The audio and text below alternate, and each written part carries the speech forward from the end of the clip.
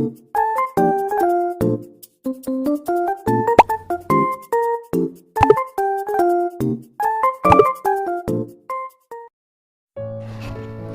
friends, welcome to Sohail Tutorials English Hub. I am Farida Sohail. In our last video we have completed 3 poems of class 10 West Bengal board. The Snail, Sea Fever and Fable. इस video में हम next poem my own true family which was written by Ted Hughes उसे हम पढ़ेंगे। तो पहले हम इस पोएम के ऑथर एंड इसका टेक्स्ट देखते हैं। Edward James Ted Hughes was born on 1930 और इनकी मृत्यु 1998 में हुई थी।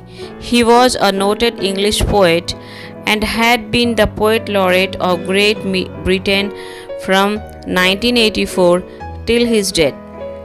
टेड ह्यूग्स जिनका जन्म 1930 में और मृत्यु 1998 में हुई थी, ये एक अंग्रेज़ी कवि थे और 1984 से इनकी मृत्यु तक ये ग्रेट ब्रिटेन के राज कवि भी रहे थे। His famous works include Birthday Letters, The Hawk in the Rain and Tales from Ovid। ये तीनों इनके फेमस वर्क्स थे। The poem describes the magical experience of a young child in an oak wood and indicates that human beings and trees should thrive as single family। ये poem एक बच्चे के शाहबलूत के जंगलों में एक मैजिकल एक्सपीरियंस यानी जादुई अनुभव को बताती है और ये बताती है कि इंसान और पेड़ पौधे ये एक सिंगल फैमिली है। It focuses strongly on the need to protect our natural environment for the welfare of mankind. ये पोएम हमें उस बात पे जोर देती है कि हमें इंसानियत की भलाई के लिए एनवायरनमेंट को प्रोटेक्ट करना ज़्यादा ज़रूरी है। Now let's begin the poem. Now let us see the rhyming scheme of this poem first. ये poem 5 stanzas में लिखी गई है and each stanza has 3 lines और तीनों लाइन्स के लास्ट वर्ड्स राइम कर रहे हैं। जैसे फर्स्ट स्टैंजा में स्टैग, रैग एंड बैग, यानी इसकी राइमिंग स्कीम है। फर्स्ट स्टैंजा में ए और सेकंड स्टैंजा में भी क्वैक, अवेक एंड स्टैक, ये तीनों वर्ड्स राइम हो रहे हैं तो इसे हम बी और बी समझ सकते हैं। थर्ड स्टैंजा में फैमिली, आई एंड डाई, इसे हम सी और सी। फोर्थ स्टैंजा में इसी तरीके से too, you and grew. Fifth stanza में मी, कंपनी एंड ट्री, ये तीनों राइम हो रहे हैं। यानी इसकी पूरी rhyming scheme triple A, triple B, triple C, triple D and triple E है। तो हम इस पोएम के फर्स्ट स्टैंजा को देखते हैं पहले।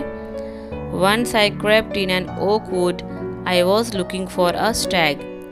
एक दिन मैं शाहबलूत के जंगलों में दबे पांव दाखिल हुआ। I was looking for a stag। Stag का मतलब नर हिरन को कहा जाता है। मैं नर हिरन की खोज में निकला था। I met an old woman there, all nobly stick and rag।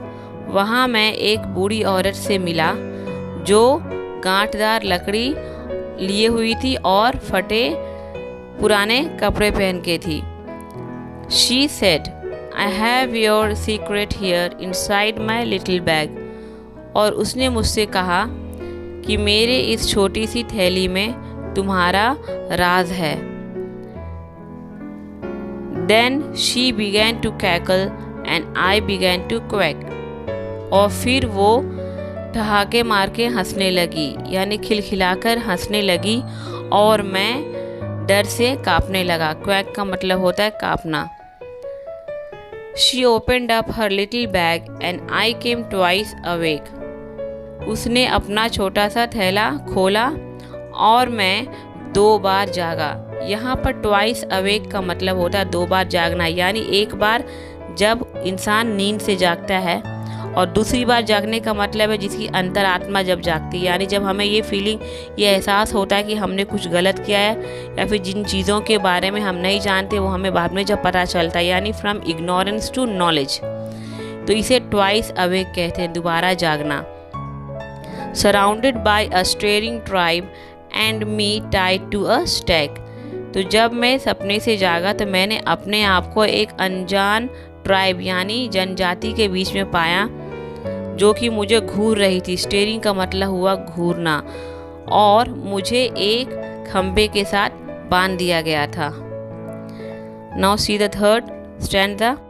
They said we are the oak trees and your own true family. उन लोगों ने मुझसे कहा कि हम लोग शाहबलूत के पेड़ हैं और हम तुम्हारे सच्चे परिवार हैं। यानी वो जो ट्राइब थे ये ओक ट्रीज की शक्ल में, एक इंसान की शक्ल में उसके सामने आते हैं। तो वो ये कहते कि हम शाहबलूत के पेड़ हैं और हम ही तुम्हारे सच्चे परिवार हैं।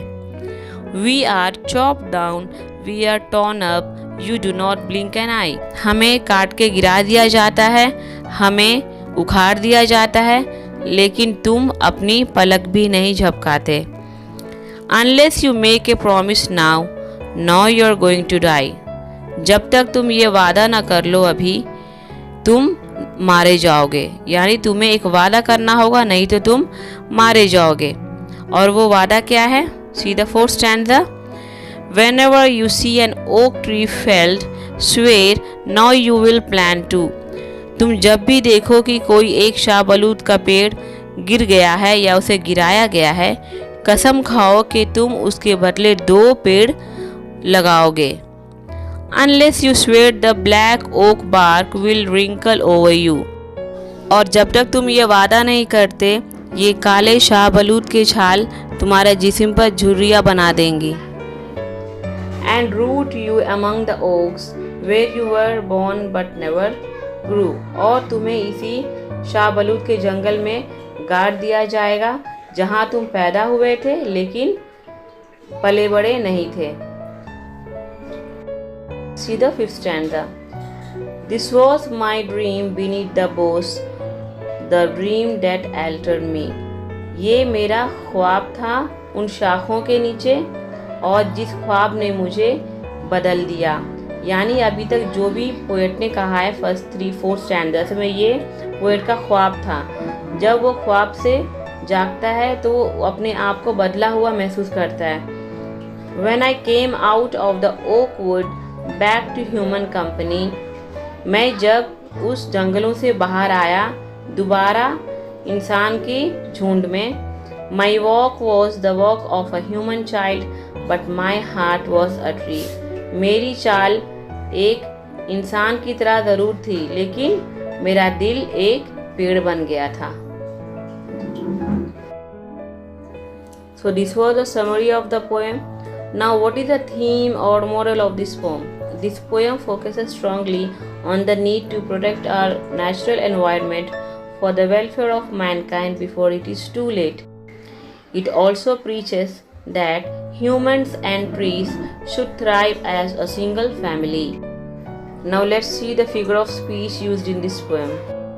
सबसे पहले तो इस पोएम में पर्सोनिफिकेशन का यूज़ हुआ है। यहाँ पर ओक ट्री को ह्यूमन क्वालिटी से कंपेयर किया गया है। So when we compare two different qualities or when we compare human qualities with a non-living thing or an animal, तो उसे हम पर्सोनिफिकेशन कहते हैं। यहाँ पर the oak tree have been given human attributes, तो ये पर्सोनिफिकेशन है, ये हमारा फर्स्ट फिगर ऑफ स्पीच है। सेकेंड वन, यहाँ पर मेटाफर का भी यूज़ हुआ है। द ओल्ड वीमेन, इसमें all knobbly stick and rag, जो कि गांठदार लकड़ियों के साथ थी और जिसके कपड़े फटे पुराने थे।